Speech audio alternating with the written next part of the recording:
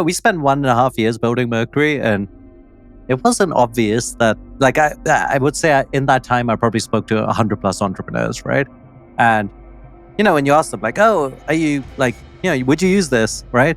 Like, maybe from the 100, like, 2 were like, yeah, definitely use it. Like, give it to me now. And a lot of them were like, oh, yeah, I mean, it sounds interesting. And I was just like, I had like so little data apart from my instinct on whether like people would care, right?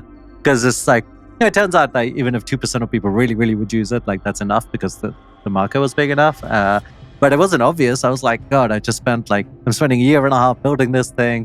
It kept taking longer than I thought because like, it was more complicated than I thought. And we ended up doing like 2 integrations with like partner banks. And, it was definitely hard. So I wouldn't say at any point I was like, let's give up. But it wasn't like obvious, right? Like it was definitely like going like, like what am I doing here? Like how do I push this forward kind of thing? It's taking a long time, etc. One thing that really helped me is like for the first 6 months or so, I was like, okay, I did the fundraise, I did the bank partner thing. And then I was like, now what, right? Like I'd done all of the things and now we just had to build it. And I hadn't actually programmed or coded.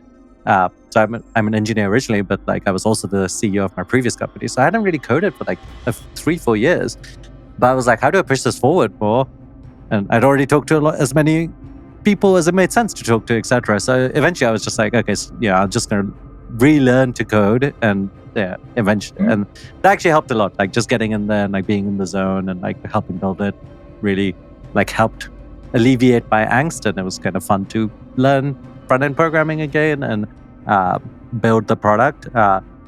So that helps. I think generally speaking, like the sorrow or the troughs of sorrow are like the worst when you're like not doing something, right? Like when you're just worrying and thinking, oh, this isn't working for this reason, etc. I think the best thing to do is actually turn it into like an action plan. It's like, okay, in my previous company, HeyZap, we went for 8 years and basically didn't work for the first 6 years, right? So that's like a really, really long time.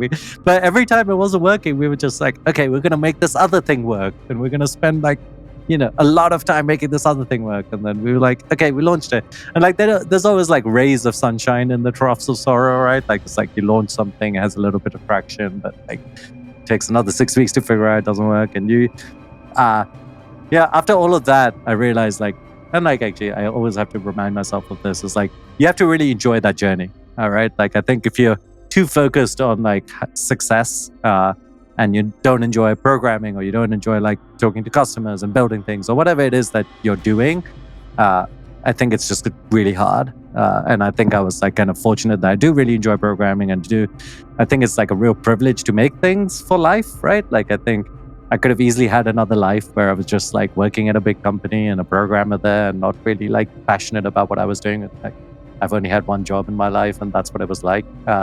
So like, I think it's a privilege to make something. So like, I try to like remind myself of that and go like, okay, we're making something. That's the fun part. And let's just like keep the action and momentum going rather than like fixate on like the things that aren't working.